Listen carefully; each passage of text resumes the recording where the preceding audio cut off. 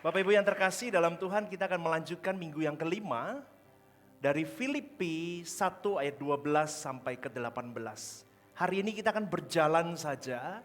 Kalau sampai ayat 18 kita tidak terburu waktunya, nanti kita akan lanjutkan minggu depan. Amin. Kita tampilkan judul hari ini. Judulnya adalah jangan hanya memberitakan Kristus, jadilah serupa Kristus. Saudaraku, kita akan baca dari ayat 12, tolong tampilkan. Firman Tuhan berkata, aku menghendaki saudara-saudara supaya kamu tahu bahwa apa yang terjadi atasku ini justru telah menyebabkan kemajuan Injil. Sehingga telah jelas bagi seluruh istana dan semua orang lain bahwa aku dipenjarakan karena Kristus.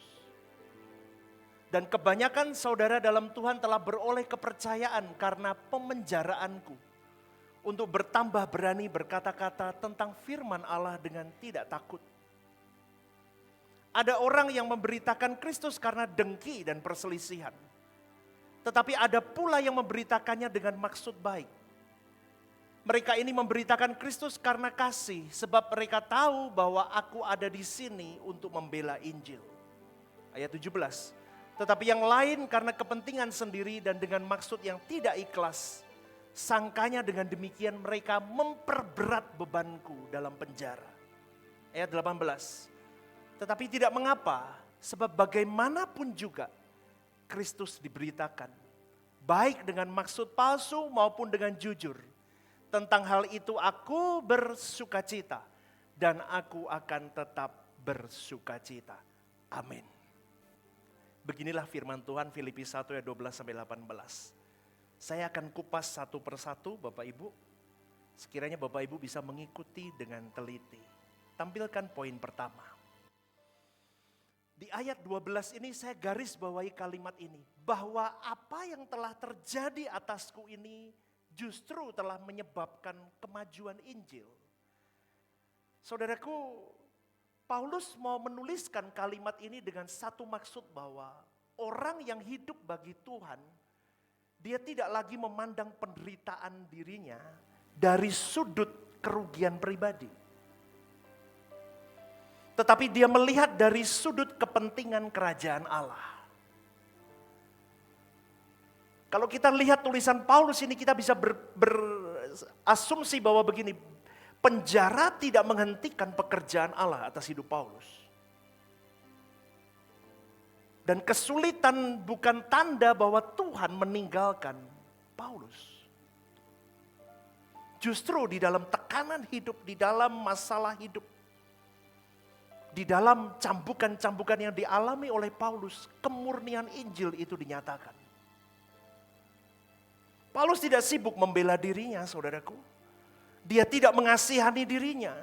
Dia tidak kecewa sama Tuhan, tetapi dia melihat bahwa seluruh hidupku hanyalah, aku ini hanyalah alat. Dalam tanda kutip, aku alat. Alat untuk memperluas kerajaan Allah di bumi ini. Bahkan rantai penjara pun bisa jadi mimbar Injil dalam hidup Paulus. Saudaraku, orang percaya yang dewasa tidak lagi bertanya, mengapa aku menderita ketika aku mengiring Kristus. Tetapi bagaimana Kristus bisa dimuliakan melalui penderitaanku ini ketika aku mengiring Kristus. Itu dewasa. Bagaimana aku mematikan egoku, bagaimana aku menyangkal diriku. Bagaimana aku bisa hidup berpusat penuh kepada Allah. Menderita aku hidup mengiring Kristus. Karena aku mematikan semua kenikmatan diriku. Tapi bagaimana dengan kematian yang harus kulakukan tiap saat ini. Tetap dimuliakannya lah Allah melalui hidupku. Meskipun aku menderita. Amin, saudaraku. Poin 1A. Bagi manusia dunia, penderitaan adalah akhir. Tapi bagi orang yang mengenal Tuhan, penderitaan bisa menjadi jalan lahirnya sebuah kemajuan Injil, pemurnian karakter, dan pendewasaan rohani. Ini kalau kita lihat dari setiap tulisan Paulus, saudaraku, ada makna yang terkandung yang tidak hanya kita bisa baca begitu saja. Tetapi kalau kita gali dengan dalam, kita bisa mengenali bahwa ayat ini bukan sekedar cerita tentang Paulus di penjara. Melainkan standar hidup orang percaya itu harus 1B, tampilkan. 1B. Bahwa hidup kita harus begitu melekat kepada Tuhan. Sampai-sampai, saudaraku, luka, air mata, dan penderitaan pun bisa dipakai. Untuk apa? Memperkenalkan Kristus. Ini orang yang dewasa mengiring Kristus. Paulus sedang berkata bahwa penderitaan, penjara, tekanan, ketidakadilan yang dia alami itu bukan sebuah kegagalan pelayanannya. Melainkan alat Tuhan untuk mempercepat pekerjaan Injil ke seluruh pelosok dunia.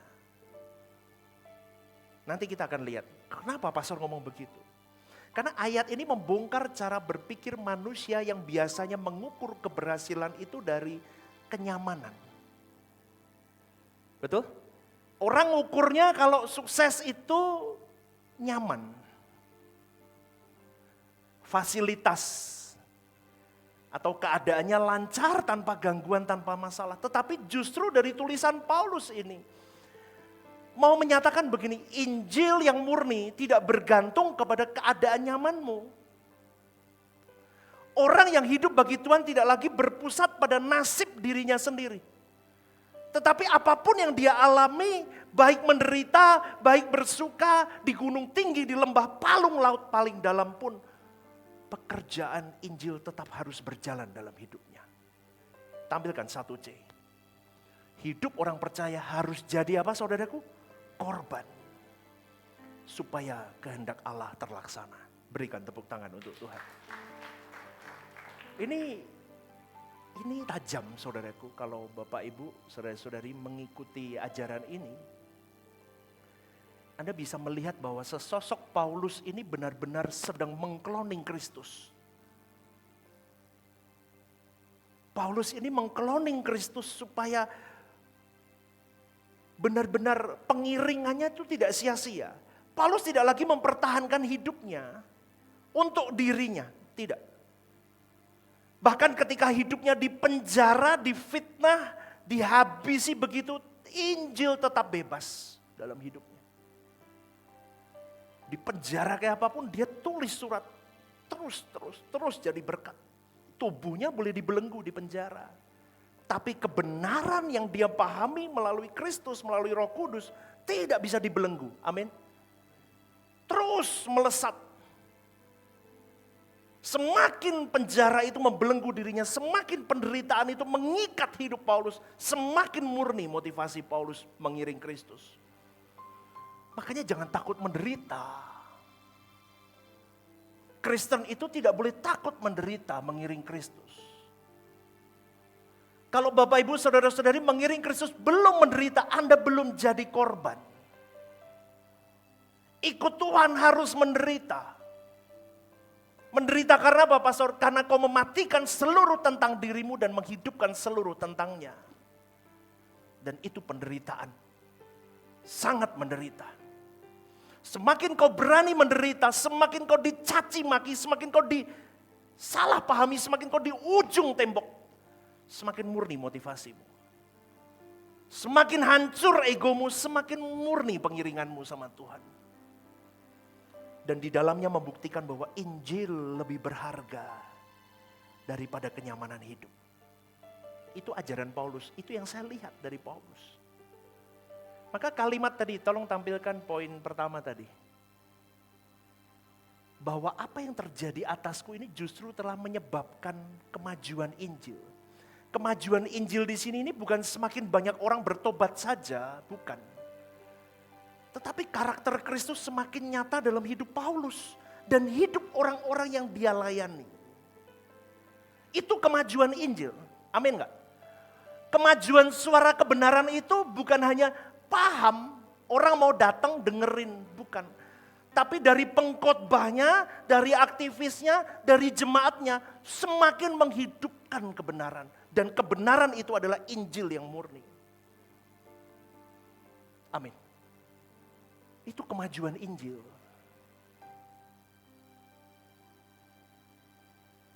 Selain itu keberanian orang percaya bertumbuh. Berani bersaksi tentang Allah. Berani bersaksi tentang Injil yang murni. Dan dunia melihat bahwa ada hidup yang tidak bisa dikalahkan oleh penderitaan. Nih kelasnya. Saudara-saudari yang terkasih di dalam Tuhan. Ayat ini tampilkan poin 1D. Ayat 12 ini sebetulnya menegur banyak pelayanan modern yang menganggap bahwa kesulitan pelayananmu itu Tuhan tidak menyertai. Paulus gagal dong kalau punya konsep seperti orang modern hari ini. Dia bisa berpikir aku di penjara, aku begini, aku begitu, aku gagal berarti. Penderitaan itu kegagalan zaman sekarang. Dan tekanan itu tanda harus mundur. Tetapi Paulus justru berkata, apa yang terjadi atasku ini, semua tekanan ini malah dipakai Tuhan untuk memperluas pekerjaan Tuhan melalui hidupku. 1E tampilkan. Orang yang hidup bagi Injil, baca bareng-bareng, 1, 2, 3. Orang yang hidup bagi Injil tidak memakai Tuhan untuk menyelamatkan hidupnya. Tetapi menyerahkan hidupnya supaya kehendak Tuhan jadi nyata. Berikan tepuk tangan untuk Tuhan. Beda kan? Orang yang hidup bagi Injil tidak pakai Tuhan untuk menyelamatkan hidupnya. Tapi menyerahkan hidupnya supaya kehendak Tuhan jadi nyata. Tapi pelayanan modern hari ini memakai Tuhan untuk menyelamatkan hidupnya. Itu ayat yang ke-12. Kita lanjut poin yang kedua, ayat 13. Anda masih bersama dengan saya? Anda diberkati Tuhan? Haleluya. Ayat 13, tampilkan. Sehingga telah jelas bagi seluruh istana dan semua orang lain bahwa aku dipenjarakan karena Kristus. Saya akan bahas yang digarisbawahi. Dalam surat Filipi 1 ayat 13 ini menunjukkan bahwa penderitaan Paulus bukan lagi sesuatu yang tersembunyi atau dianggap sebagai kriminal biasa, bukan. Semua orang di lingkungan kekaisaran Romawi di zaman itu mulai paham bahwa Paulus dipenjara bukan karena dia kriminal, bukan karena dia jahat melakukan satu tindakan pidana, bukan. Melainkan karena dia setia sama Kristus. Seantero pemerintahan Romawi itu tahu kasus Paulus. Kalau sebelum saya lanjut lebih dalam, ini menjadi rema untuk kita sebagai orang percaya. Hidup orang percaya itu harusnya berani seperti Paulus. Harus jadi kesaksian yang transparan, yang bisa dilihat oleh banyak orang. Dia tidak hanya berkhotbah Paulus, tetapi lewat cara dia menanggung penderitaan itu bisa menjadi kesaksian Injil, kesaksian Kristus hidup di dalam hidupnya. Dan seluruh istana melihat quality hidup dari seorang Paulus. Keteguhan dari seorang Paulus mengiring Kristus. Dan kemurnian motivasinya yang sampai di titik nadir. 2A tampilkan. Penderitaan yang dijalani dengan benar akan apa saudaraku? Membuka mata dunia. Ketika seseorang tetap mengasihi Tuhan di tengah tekanan, orang mulai melihat bahwa Kristus nyata di dalam hidupnya. Dunia bisa bantah kata-kata kita, tapi dunia tidak bisa menyangkal kehidupan yang kita buktikan. Bahwa penderitaanku mengiring Kristus. Dan kesetiaanku, loyalitasku, keteguhanku, kemurnianku mengiring Kristus. Itu tidak bisa dibungkam dengan apapun. Maka kesucian dan kesetiaan memiliki daya pengaruh rohani yang kuat, saudaraku. Paulus tidak membela demi reputasinya sendiri. Dia lebih peduli supaya nama Kristus dikenal. Maka akibatnya, saudaraku, bahkan lingkungan istana, tempat kekuasaan politik, kekaisaran Romawi, semuanya akhirnya mengenal Injil gara-gara penderitaan Paulus. Ngeri ya. Ini yang saya Lihat, maka dua ambilkan. Orang percaya dipanggil menjadi surat terbuka. Dan hidup kita dibaca oleh dunia. 2C, tampilkan. Dan cara kita menghadapi tekanan, dengar baik-baik saudaraku, hari ini apapun yang kau alami, tekanan apapun. Penghinaan apapun. Kegagalan apapun. Penderitaanmu akan menunjukkan apakah Kristus sungguh hidup di dalammu. Caramu menghadapi itu semua akan menunjukkan apakah Kristus hidup di dalam dirimu atau tidak. Jadi inti kalimat ini adalah kesetiaan Paulus dalam penderitaan itu membuat seluruh lingkungan sekitarnya melihat jelas bahwa Paulus ini benar-benar milik Kristus. Bukan hanya mulutnya yang memberitakan Injil, tapi seluruh hidupnya Injil itu sendiri. Katakan amin. Bagaimana kau menghadapi tekanan hidup, tantangan hidup, semua hal. Itu bukan hanya menunjukkan kau seorang pengikut Kristus, tetapi pastikan bahwa engkau sendiri serupa dengan Kristus. Injil yang hidup itu sendiri, maka hati-hatilah dengan caramu merespon. Maka kalau hari ini kau dikirimkan orang-orang yang menjadi duri dalam daging dirimu, bersyukur. Itu latihan untuk kau merespon. Kalau hari ini kau dipertemukan dengan keadaan-keadaan yang sulit, yang menantang hidupmu di pekerjaanmu, dimanapun lah, di keluargamu, dimanapun. Tuh, caramu menghadapi itu, pastikan Kristus itu tampil dari caramu menghadapi. Amin. Kristus ngajarinya gimana? Kalau ditampar pipi kananmu, berikan, lakukan. Halo. Amin. Kristus mengajarkan apa? Ampuni mereka, karena mereka tidak tahu apa yang mereka. Sakit gak? Sakit loh. Tapi begitulah maunya Kristus. Poin 2D, tampilkan. Ayat 13 selanjutnya. Bahwa aku dipenjarakan karena Kristus. Coba. Seluruh istana semua orang lain tahu bahwa aku dipenjarakan karena Kristus. Ia dipenjara bukan karena ambisi pelayanannya. Bukan Paulus. Bukan kesalahan moral, bukan tindak pidana, bukan kepentingan-kepentingan dirinya. Tapi karena dia taat sama kehendak Allah. Gara-gara taat dia dipenjara. Menderita Paulus. Karena tapi tidak masalah, karena Paulus tetap sampai di ending tadi kalimat ayat 18 kan aku tetap bersuka cita. Kenapa? Karena Paulus menganggap penderitaan yang kutanggung mengiring Kristus ini bagian dari panggilan ilahiku. Seperti tadi poin berapa tadi dikatakan, kalau manusia mengiring Kristus belum sampai jadi korban, belum. Kita harus jadi korban di mezbah Allah. Karena mengikut Kristus ini bukan tentang berkat. Berkat jasmani, kesembuhan. No, bukan itu. Tetapi mengiring Kristus itu artinya aku rela hilang semua tentang hidupku, bahkan nyawaku, reputasiku, nama baikku.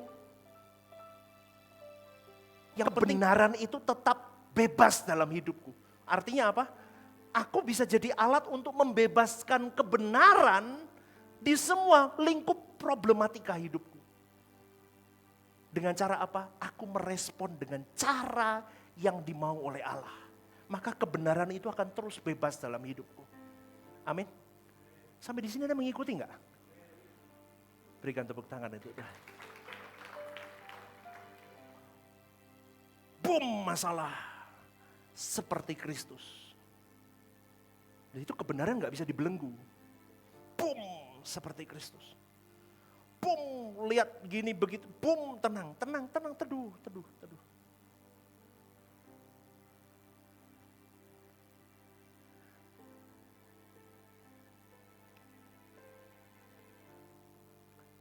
Tampilkan 2E.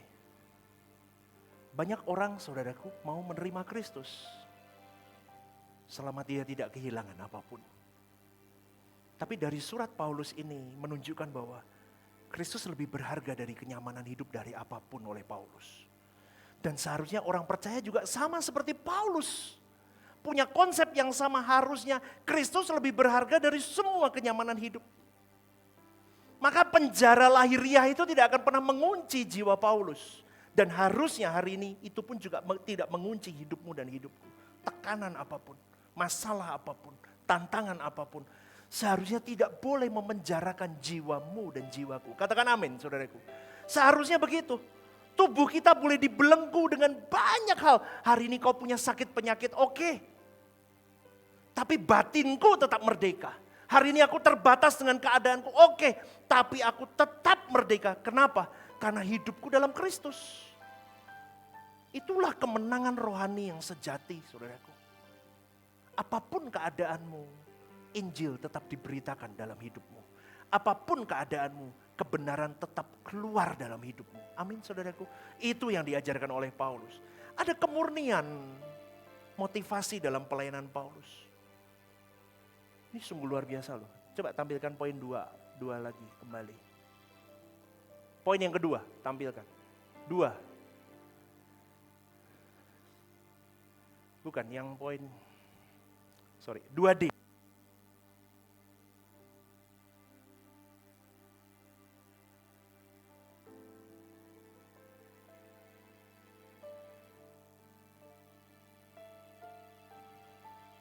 Tes, oke. Bahwa aku dipenjarakan karena Kristus. Kalimat ini, saudaraku, ini menunjukkan bahwa dia melayani bukan demi popularitas, bukan demi keuntungannya sendiri. Itu Paulus. Aku dipenjara karena Kristus, bukan untuk aku sendiri. Tampilkan 2F. Jika seseorang tetap setia sekalipun harus menderita, itu membuktikan bahwa cintanya kepada Tuhan itu murni. Yuk baca bareng-bareng, ini penting sekali. 1, 2, 3. Jika seseorang tetap setia sekalipun harus, itu membuktikan bahwa kepada itu murni. Saudaraku, ikut Tuhan hari ini kan tidak ada yang mau menderita. Jarang orang mau menderita ikut Tuhan. Tetapi Injil yang murni itu memberitakan yang benar. Ikut Tuhan itu menderita. Orang percaya dipanggil untuk punya identitas jelas. Paulus tidak malu dia dipanggil sebagai tawanan Kristus. Dunia melihat Paulus sebagai tawanan Romawi. Tetapi Paulus melihat dirinya sendiri sebagai aku milik Kristus sepenuhnya. Karena Paulus rela kehilangan kebebasan lahiriah karena dia telah menyerahkan seluruh hidupku untuk Kau Kristus. Dan 2G tampilkan, baginya dipenjara demi Kristus lebih mulia daripada aku hidup bebas, tapi aku hidup jauh dari kehendak Allah. Berikan tepuk tangan untuk Tuhan. Ini berat loh Bapak Ibu, kalimat ini tidak gampang. Bapak Ibu ngomong, wah ini bener, coba lakuin. Banyak orang percaya yang tidak sampai di titik ini. Lebih baik dipenjara demi Kristus, artinya apa? Lebih baik aku menerima atau memiliki sebuah tekanan, banyak tantangan dalam hidupku, dipenjara, diborgol untuk kepentingan Tuhan, lebih mulia daripada aku free hidupku. Tapi aku jauh dari yang namanya kehendak Allah. Ini boleh saya katakan seluruh kehidupan Paulus itu jadi kesaksian yang tidak bisa disembunyikan di seantero zaman itu. Seluruh istana itu menunjuk pada apa? Semua lingkungan Romawi hari itu. Mereka semua melihat bahwa ada ya orang yang rela menderita demi Tuhannya. Ini loh Paulus ini. Nah itu aturan tuh zaman sekarang, lihat Rehoboth Semarang begitu. Dimulai dari saya. Diikuti kalian semuanya. Ada ya jemaat Tuhan sampai segitunya rela demi Kristus. Amin gak nih? Ya apa enggak nih? Sehingga kirikan hanya tenane loh. Ini enggak main-main. Menderita untuk Kristus. Jadi konsep pelayanan kita sama Tuhan itu mulai dirubah Bapak Ibu, saudara-saudari. Bukan tentang kita, di sini ini bukan tentang kita lagi. Ini bukan tentang kita, Rehobot bukan tentang kita. Rehobot bukan tentang Era Susabdono, bukan tentang Stephen Lim, bukan. Ini tentang bagaimana Injil bisa diberitakan, dimerdekakan, Kristus hidup di dalam hidup kita. Amin gak nih? Jadi pelayanan kita itu benar. Dengan cara apa? Kita berani berkorban.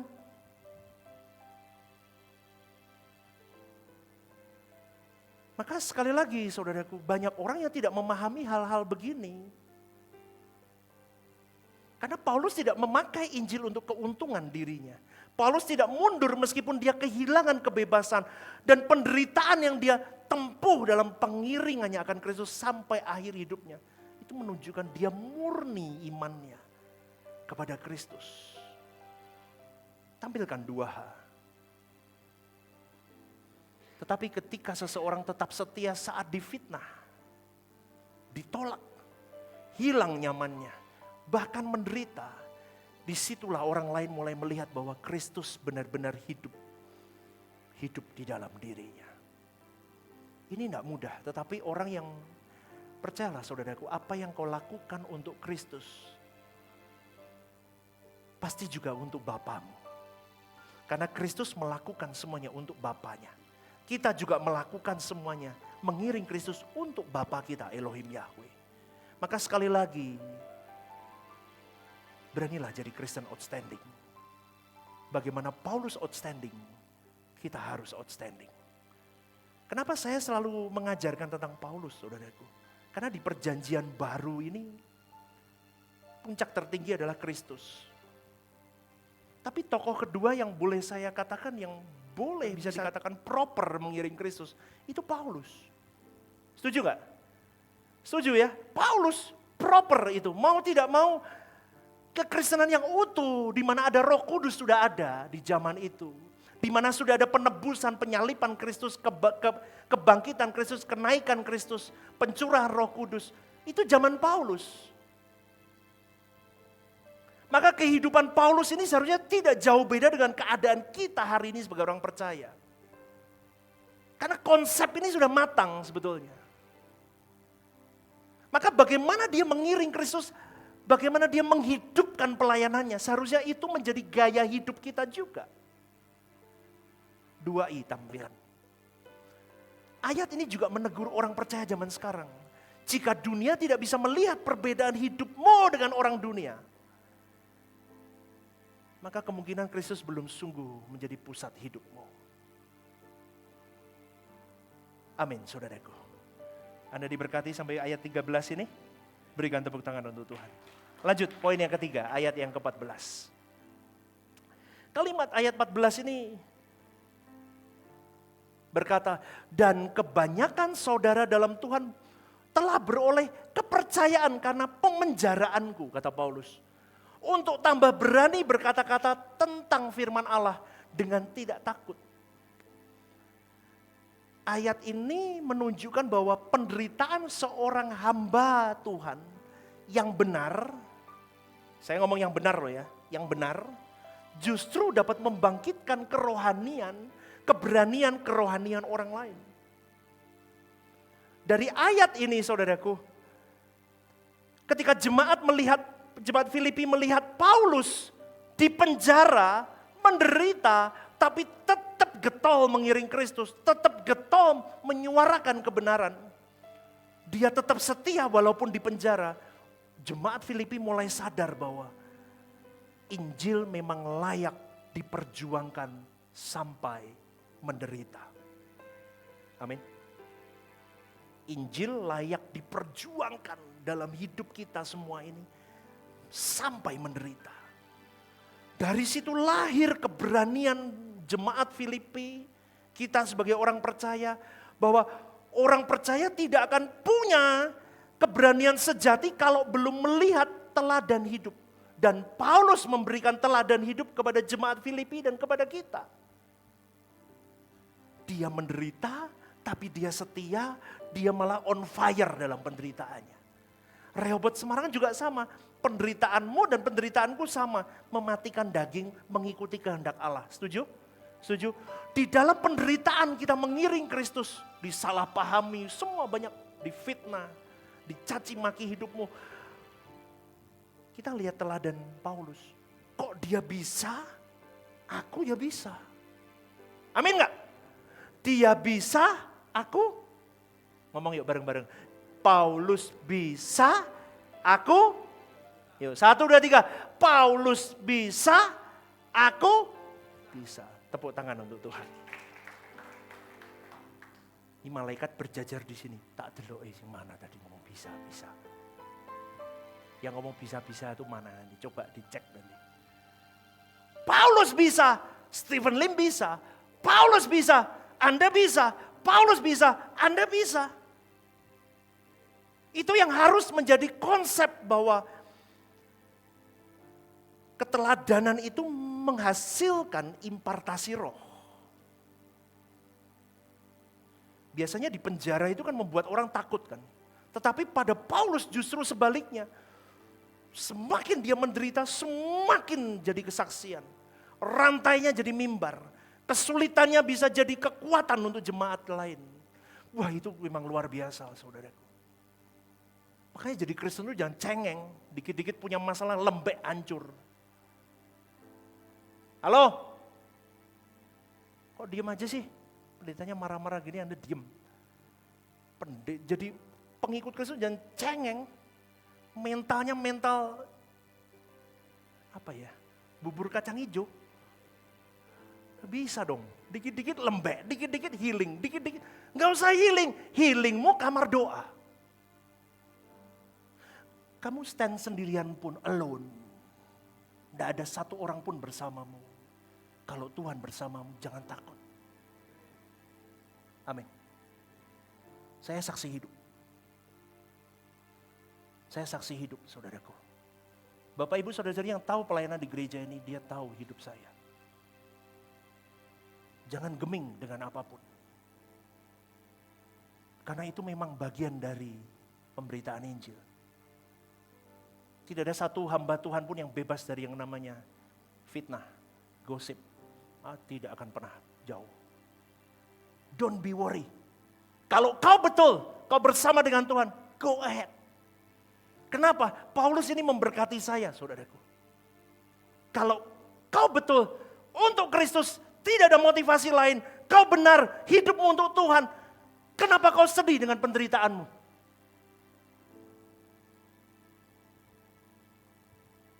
Semakin diinjak, semakin melenting kau bersama dengan Tuhan. Amin. Waktu akan berbicara nanti. Saya rindu Bapak Ibu, hari ini apapun keadaanmu. Kau pasti punya tekanan hidup. Tidak mungkin tidak. Apapun lah, saya percaya Anda punya tekanan hidup. Pakai itu, manuverkan itu bersama dengan Tuhan. Bersama dengan Roh Kudus. Pastor, kenapa nggak khotbah tentang pencurahan Roh Kudus? Sudah dicurahkan 2000 tahun yang lalu. Nggak usah minta-minta lagi. Setuju? Amin. Nggak usah minta-minta lagi. Sekarang kita nih mau on-kan ini loh. On-kan. Gimana kita dapat chemistry-nya dengan Roh Kudus nih. Pom, jadi sesuatu dalam hidupmu dulu. Mengimpartasi yang lain. Saya rindu Bapak Ibu, kita mau berjuang begini. Ini poin apa? 3 ya, oke. Tampilkan 3A. Biasanya buat penjara itu orang takut. Tapi Paulus justru luar biasa. Kenapa? Karena orang yang sungguh hidup bagi Tuhan akan mempengaruhi atmosfer rohani di sekitarnya. Dan di kalimat tadi tampilkan poin yang ketiga. Ada kalimat beroleh kepercayaan. Dan kebanyakan saudara dalam Tuhan telah beroleh kepercayaan. Artinya saudaraku, saudara seiman mulai yakin bahwa Tuhan itu benar-benar menyertai Paulus. Maka Bapak Ibu saudara-saudari kalau lihat saya hari ini melayani di tempat ini. Mengalami berbagai penderitaan. Jangan kasihan sama saya, jangan, tapi dukung dalam doa. Amin gak? Support-lah dalam doa. Semakin kau melihat gembalamu ini menderita mengiring Kristus, semakin seharusnya engkau beroleh kepercayaan bahwa Kristus menyertai Stephen Lim. Maka Kristus yang sama juga akan menyertai hidupku. Amin. Jadi itu yang menjadi mental yang membawa engkau dan saya tidak mundur. Paulus tidak mundur, kita nggak boleh mundur. Kita belum seberapanya menderita dibanding Paulus. Paulus tidak menyangkal Kristus meskipun didera dengan banyak hal dan dia tidak kehilangan sukacita. Kenapa pastor bisa ngomong Paulus tidak kehilangan sukacita? Di dalam banyak suratnya kalau Bapak Ibu lihat, dia selalu menyelipkan kalimat bersukacitalah. Ini bukan sesuatu yang make sense, tapi sesuatu yang memang benar-benar. Kenapa dia bisa bersukacita? Karena dia terus menyejajarkan hatinya ke dalam kehendak Allah. Akibatnya, saudaraku, dari hidup Paulus itu, semua jemaat Filipi ikut berani memberitakan firman Tuhan tanpa takut ancaman apapun. Ingat, kekristenan itu bukan agama nyaman. Ayat ini menegur gereja modern yang sering cari aman sebetulnya. Paulus mau menunjukkan bahwa pelayan Tuhan itu tidak hidup untuk popularitas dirinya, tapi untuk popularitas Tuhannya. Dan pelayanan apapun yang kita lakukan bukan untuk menyenangkan manusia siapapun. Kita melakukan semua pelayanan untuk menyenangkan hati Bapa kita. Katakan amin. Dan orang yang mengenal Kristus akan rela kehilangan apapun demi kebenaran terjadi dalam hidupnya. 3B tampilkan. Keberanian rohani lahir ketika seseorang melihat teladan iman yang rela menderita demi Kristus. Pastikan itu engkau dan saya. Orang yang rela menderita demi Kristus. Dan kesetiaan seorang hamba Tuhan dapat membangkitkan keberanian banyak orang untuk hidup lebih sungguh bagi Tuhan. Anda masih bersama dengan saya? Berikan tepuk tangan untuk Tuhan. Kita sudah masuk ayat 12, 13, 14. Kita masuk ayat 15. Anda masih bersama dengan saya apa enggak nih? Enggak boleh ngantuk loh ya. Ya. Haus hatiku selalu bersama Yahweh Bapakku. Ya, nyanyi bareng yuk. Setiap waktu dimanapun berada, ku bersamamu. Haleluya, katakan. Oh, yang aku perlu hanyalah siapa? Dirimu, satu-satunya. Terima kasih Bapa.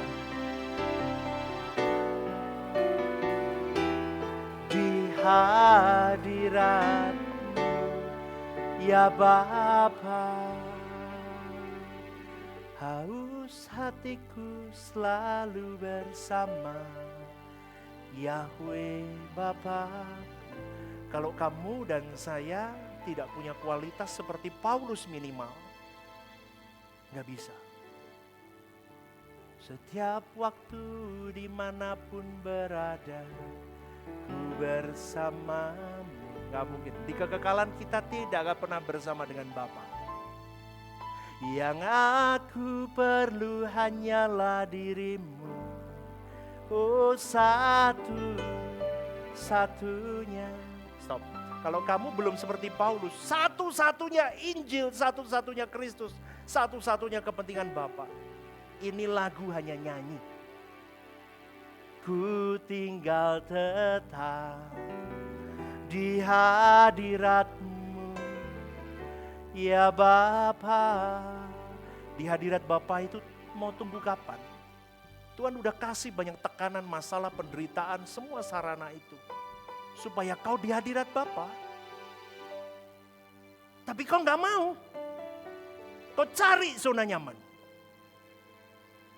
Khotbah-khotbah begini, aduh pastor susah sekali ya. Gak susah, ini standar kekristenan. Ini standar. Paulus itu standar kekristenan. disempurnakan oleh Yesus. Kenapa? Paulus tidak mati sampai mati untuk Injil. Dia belum disalib. Yesus habis di atas. Amin enggak? Itu yang bedain. Itu yang bedain. Maka lagu-lagu GSKI ini memang lagu-lagu yang memang mengarahkan kau dan saya.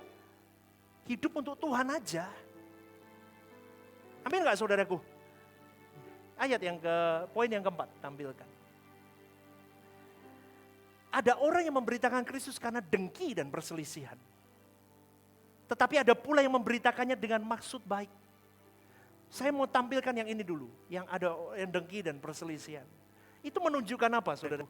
Bahwa zaman Rasul Paulus pun ada orang-orang yang melayani, berkhotbah, memberitakan Injil, tapi motifnya nggak benar. Tampilkan poin 4A. Dengki. Dengki itu apa?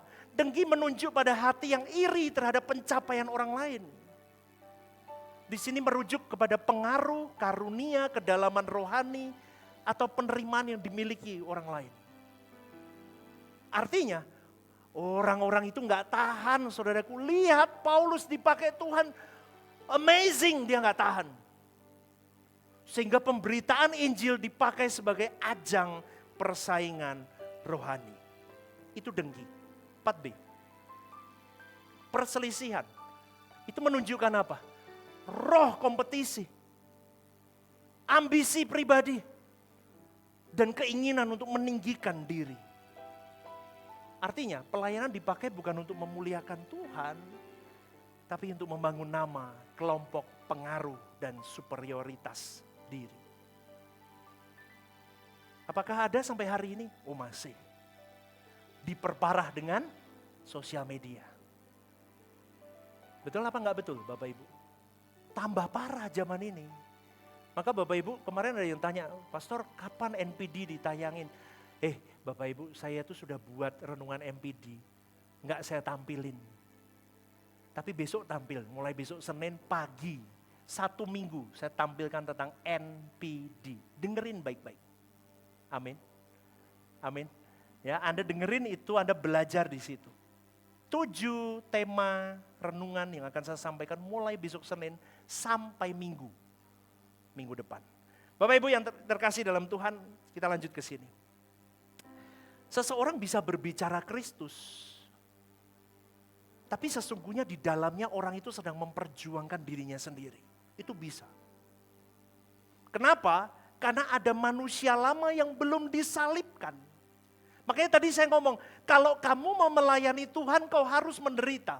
Menderita apa? Menderita mematikan manusia lamamu. Kalau kau tidak mematikan manusia lamamu, percayalah pelayananmu akan Kristus tidak akan pernah tepat. Pasti di dalamnya ada udang di balik batu.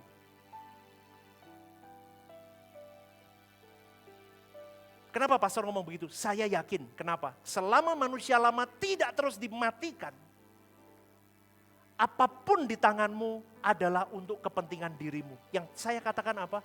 Setiap manusia itu punya benih narsisme.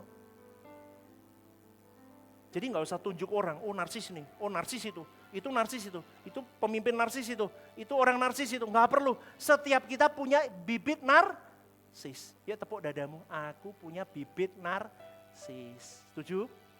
Setuju. Berarti tinggal kita, kalau kita menekan manusia lama kita, bibit itu akan diam. Sama dengan halnya setiap kita punya sel kanker. Tinggal bagaimana dan apa yang memicu itu keluar. Maka setiap kita kalau tidak mematikan manusia lama kita, saudaraku, tidak menyalibkannya setiap saat, tidak meletakkan hidupnya di depan wajah Allah. Setiap saat. Artinya apa pastor? CCTV Tuhan dalam hidupku, di wajahku tiap saat. Maka orang itu tidak akan pernah melayani dengan benar. Maka pelayanannya akan penuh dengan dengki dan perselisihan. Padahal Injil seharusnya lahir dari kasih. Dari kemurnian hati.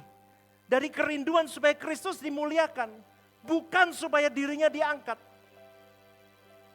Maka sekali lagi saudaraku, ayat ini menjadi peringatan untuk kita bahwa melayani Tuhan itu tidak otomatis berarti seseorang sudah hidup bagi Tuhan. Setuju? Setuju Bapak Ibu? Melayani Tuhan tidak otomatis berarti seseorang sudah hidup bagi Tuhan. Bisa saja mulutnya memberitakan Kristus, tapi hatinya masih dikuasai penuh dengan banyak ambisi. Narsisme rohani. Nah besok itu. Judulnya apa? Narsisme rohani. Dan masih ada kebutuhan untuk diakui. Ciri orang narsis tidak akan mudah minta maaf. Dan tidak akan mudah mengakui kesalahannya. Dan itu banyak saudaraku. Maka di dalam surat Filipi ayat 1:15 ini, Paulus sedang membuka kenyataan yang sangat tajam tentang dunia pelayanan. Bahwa tidak semua orang yang memberitakan Kristus itu memberitakan dengan hati yang murni. Ayat yang 4c tampilkan. Tapi ada pula yang memberitakan dengan maksud baik. Ada yang baik. Paulus mau berkata begini dalam penggalan ayat ini. Tapi tidak semuanya jahat. Tidak semuanya salah yang memberitakan. Tampilkan 4D. Ada maksud baik. Apa maksud baik? Maksud baik di sini bukan sekedar berkhotbah dengan sopan atau lembut. Tetapi menunjuk kepada hati yang benar di hadapan Tuhan. Amin gak nih? Hatimu benar di hadapan Tuhan. Lu benar itu gimana pastor? Hari ini dunia menilai kalau model khotbah kayak saya jerit-jerit begini, teriak-teriak begini, keras orangnya. Padahal belum tentu. Suaranya keras. Setuju? Setuju? Suaranya yang keras. Tetapi apakah seorang pemberita Injil ini memiliki maksud yang baik? Apa maksudnya pastor? Maksud yang baik. Maksud yang baik itu berarti dia memberitakan Kristus atau tidak. Mereka memberitakan Kristus karena dia mengasihi Tuhan. Dia rindu jiwa-jiwa itu diselamatkan melalui apa yang dia sampaikan. Dan tidak mencari kepentingan pribadi. Kelompok ini berbeda dengan ayat tadi sebelumnya. Yang memberitakan Kristus dengan iri hati, dengki, perselisihan, bukan. Tetapi orang yang memiliki maksud baik tidak pakai pelayanan untuk meninggikan dirinya. Tidak untuk mencari pengaruh rohani demi kepentingan dirinya. Kenapa? 4E tampilkan. Karena mereka sadar bahwa pelayanan adalah pengabdiannya kepada Kristus. Bukan panggung untuk dirinya sendiri. Tuhan tidak hanya melihat isi khotbah kita. Tetapi Tuhan melihat setiap khotbah yang disampaikan. Dari pengkhotbah itu dulu. Dia cari motivasi terdalam dari seseorang yang sedang melayani di atas mimbar itu. 4F tampilkan. Artinya, seseorang bisa berbicara tentang Kristus. Tapi kalau motivasinya untuk dirinya sendiri. Apa saudaraku? Dia sedang melayani egonya. Sebaliknya, orang yang memberitakan Kristus dengan maksud baik. Dia sedang belajar hidup untuk kehendak Allah. Bukan untuk kemuliaan dirinya. Ini menjadi ayat yang merefleksi kita. Apakah aku melayani karena cinta sama Tuhan atau yang lain? Ayo para pelayan Tuhan. Refleksikan dirimu. Kita melayani Tuhan selama ini untuk apa? Atau kita ingin diakui orang lain? Apakah Kristus benar-benar ditinggikan dalam setiap pelayanan yang kita lakukan? Atau kita diam-diam ingin ditonjolkan dan kita mau menggeser tahta Allah dalam hidup kita? Mari kita merefleksi diri kita. 4G tampilkan. Paulus menghargai mereka yang memberitakan kabar baik itu dengan baik. Mereka melayani dengan motivasi murni. Sebab Injil seharusnya lahir dari hati yang sudah ditaklukkan oleh Kristus. Dan itu pastikan kau dan saya. Amin saudaraku. Amin saudaraku. Maka kebenaran-kebenaran seperti ini seharusnya mengimpartasi engkau dan saya. Untuk sadar bahwa kehidupan mengiring Kristus itu sakit, menyakitkan. Karena kita harus dimurnikan setiap saat. Kamu lakukan ini untuk siapa, Nak? Untuk siapa, Nak? Ketika dia nabrak, untuk siapa, Nak? Bukan untuk kamu, jangan respon salah. Orang nabrak kamu, kamu pun harus benar supaya orang yang nabrak kamu pun tetap benar karena lihat hidupmu, responmu benar. Amin. Ini yang sulit. Kamu ditabrak orang, kamu mau balas manusia lamamu. Tapi kamu harus tetap benar sekalipun dia tidak benar. Keadaan tidak benar sekalipun keadaan itu menghantammu, kamu harus respon benar. Supaya keadaan ini kembali benar di dalam kebenaran yang kau pahami. Ini ikut Tuhan. Ini yang sebetulnya dimau Tuhan dalam hidup orang percaya. Bapak Ibu kalau mengikuti ajaran dari Paulus ini. Satu kuncinya ini loh. Sumbernya satu ini loh. Hati yang telah ditaklukkan oleh Kristus. Terus. Terakhir saudaraku, saya mau lanjut. Masih bersama dengan saya? Boleh satu ayat lagi? Boleh? Ayat 16 tampilkan, ini tidak panjang. Poin yang kelima. Filipi 1:16 berkata, mereka ini memberitakan Kristus karena kasih. Sebab mereka tahu bahwa aku ada di sini untuk membela Injil.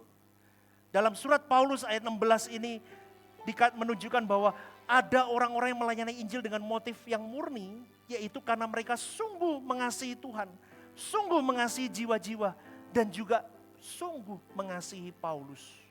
Jemaat Filipi itu ada yang sungguh mengasihi Paulus, ada yang benci sama Paulus. Ada yang dengki sama Paulus. Karena Paulus dipakai Tuhan luar biasa, ada jemaat Filipi yang tidak suka dengan Paulus. Tetapi saudaraku, kalimat mereka ini memberitakan Kristus karena kasih. Ini menunjukkan bahwa mereka tidak memberitakan Kristus untuk mencari apapun kepentingan dirinya. Tetapi kasih itu menjadi pusat pelayanan mereka dan bukan ambisi pribadi mereka. Maka di situ terlihat orang-orang yang melayani dengan kasih. Pertama ini poinnya, saudaraku dengarkan. Orang yang melayani dengan kasih yang benar di dalam Kristus, dia sedia berkorban. Dia punya hati yang tulus. Kenapa? Satu hal, apapun yang kulakukan untuk Tuhan dan untuk jiwa-jiwa. Katakan amin. Yang penting kerinduanku supaya banyak manusia diselamatkan melalui pelayananku. Supaya setiap orang yang kulayani diubahkan menjadi seperti Kristus. Maka aku dulu harus berubah seperti Kristus. Orang lain bisa seperti Kristus. Tadi yang saya ngomong. Puam.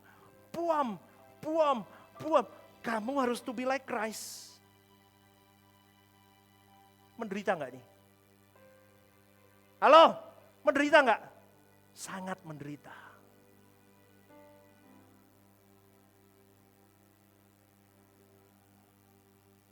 Maka temukan mutiara ilahi di setiap tabrakan hidupmu. Temukan. Jangan ambil shortcut. Dalam nama Yesus, hilang masalah ini, enggak boleh, ini alat. Setuju? Sakit, jangan dalam nama Yesus. Sembuh, jangan. Itu alat untuk kau semakin, I need you so much. Dekap aku. Dari lemah tubuhku ini aku butuh Tuhan. Peluk aku. Ampuni dosa-dosaku selama ini aku tidak jaga tubuhku dengan baik. Ampuni aku. Selama ini aku tidak mengelola pikiranku, emosiku, hatiku dengan benar. Ampuni aku. Doalah, gak apa-apa jika boleh kau sembuhkan aku. Tapi semua kembali kepada kehendak-Mu. Wah, itu matang saudaraku. Matang gak? Matang kan? Sampai di titik terendah sekalipun, kalau sampai menghembuskan nafas terakhir pun kau tidak diangkat sakitmu itu. Kau tetap berkata, kau baik Bapa. Kau luar biasa dalam hidupmu. Itu kelas. Maka sekali lagi saudaraku, beritakan Kristus dalam hidupmu karena kau mengasihi dia dan mengasihi jiwa-jiwa. Kau berani berkorban untuk apapun. Karena orang yang memberitakan Kristus karena kasih berarti ia tidak sedang membangun tentang dirinya. Tetapi mereka sadar bahwa Injil bukan alat untuk mencari keuntungan untuk aku hidup. Tetapi jalan untuk membawa semua manusia yang ada di tanganku kepada kehidupan yang berkenan sama Tuhan. Saudaraku, jangan cari kehidupan di dalam karena kau harus mati setiap saat mengiring Tuhan. Artinya apa? Kalau hal-hal lahiriah tentang hidupmu, percayalah Tuhan pelihara kok. Setuju? Kalau hanya untuk makan, pakaian semua, percayalah Tuhan pelihara. Maka matikanlah segala hal yang bukan dari Allah. Karena kalau kau masih cari penghidupan kau pakai Injil untuk kepentinganmu, kamu sedang mengkhianati Kristus sebetulnya. Dan mengkhianati Bapamu sesungguhnya.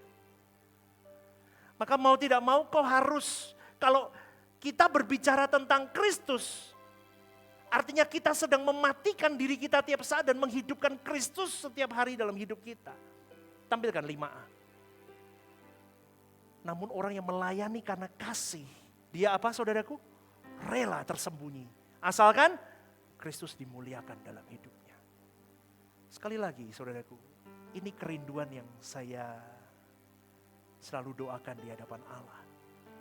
Supaya setiap kita itu memberitakan Kristus karena kita kasih. Jadi pemain musik, jadi WL, jadi usher, jadi apapun. Kau pelayanan apapun, di rumah jadi ibu rumah tangga. Di kantor kau jadi apapun, jadi atasan, jadi karyawan, jadi apapun. Jadi pendeta, jadi semuanya. Itu harus melayani karena kasih. Kenapa? Karena aku mengasihi Kristus. Aku mengasihi Bapakku. Aku melayani ini supaya apa?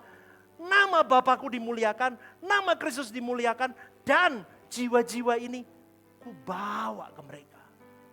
Jadi pelayanan itu bukan tentang aku, tetapi tentang dia dan mereka.